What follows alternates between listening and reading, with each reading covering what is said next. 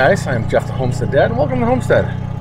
We are on the golf cart and we're heading down to the drainage swale because that is the best place that, even in the drought of summer, the most likely place in the drought of summer, that we will have a place with water. So I am going to be planting some trees. If you guys remember, a few episodes back I had mentioned about I had ordered some River Birch. Oh, there's a little baby rabbit. Little baby rabbit. I had ordered some River Birch because I wanted some trees that would go along here and create a little vision break. Well, I got the shipment today. The only bummer was it wasn't the trees I ordered. It was spice bushes. Stop.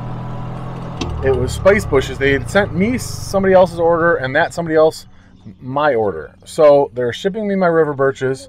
But these kind of grow in the same kind of location, kind of swamp edges, stuff like that. So we're going to plant them along here. I'm going to mark them with some stakes. I'm going to show you how I'm going to plant them. So I should be able to get these 25 bare root trees planted really quickly, because I'm going to use a special tool for bare root plants, and it will make everything go super duper fast. So let's go ahead and show you what that tool looks like. By the piggies, you can see it has actually dried out. So they still have a little bit of mud, so they can get some mud on themselves, give themselves a little bit of sunscreen, but they're dry, at least for the most part. Oh, that one got stuck in some mud.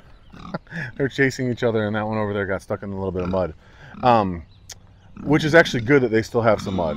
But I'm going to show you this tool. It's called a dibble, and what a dibble is pretty much just a stick with a spike on the end.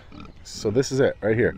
So it's got a flat wedge like this, and what you do, let me turn the camera around and I'll show you how you use it. What you do is you take the dibble, and if I want to plant it right here, which is close enough to the water so the drainage swale goes right there, so this soil down here should stay pretty moist, but it won't be waterlogged.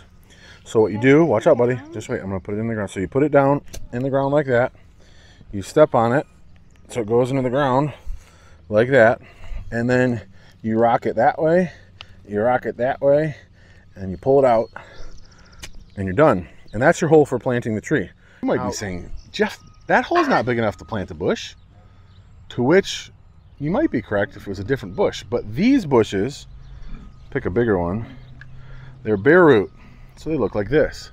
You can see they're starting to get some blooms on them, some leaves, but the roots are bare roots and they will fit down into that slit. So let me turn the camera around, we'll put this in, and then I'll show you how easy it is to close the hole on these as well. So the hole's right there. So what you kind of do is you get the roots down in there, and what I typically do is I try to push it down as far as I can, and then I'll bring it up a little bit back to the height that I want it buried at. So right there it's buried. Let me show you how I close it. Okay, so all you do is you take the dibble, you put it in the ground next to the hole, and you push it back towards there, and I typically will go on either side like this and crimp it closed. Take a little step here, little step here. We've got a tree planted. That's it. One tree planted with two little helpers and the camera trying to do the work. So what I'll do is I'm going to put this post here on the high side of it so that we don't mow it. So that'll keep us from mowing that. I brought some oak stakes where I had them. If I didn't, I brought some fiberglass stakes, and I'm going to plant some along here. And I think this will be a good place for them. And they're supposed to be, you can use them for different medicinal stuff. They have a little lemony smell to the leaves. I guess you can use the bark as ground up, kind of like a soft cinnamon. So we're gonna go ahead and get some more of these planted and try to get it done before it starts raining.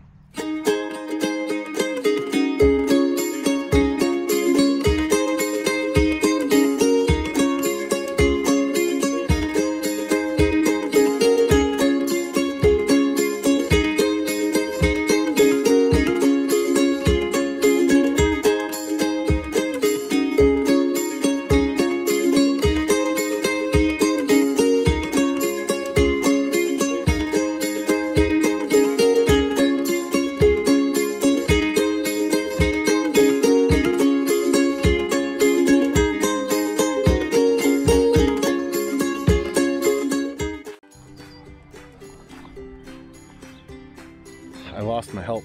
They're going to get ice cream.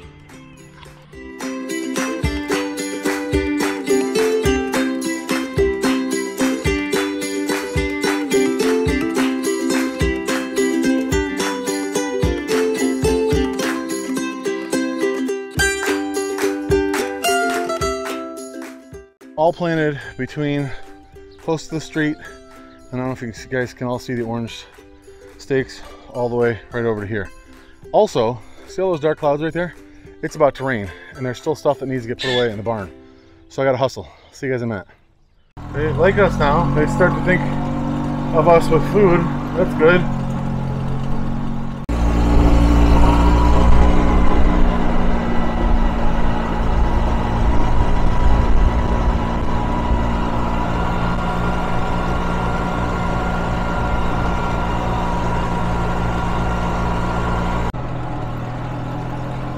You guys might be able to hear my heart beating after that one.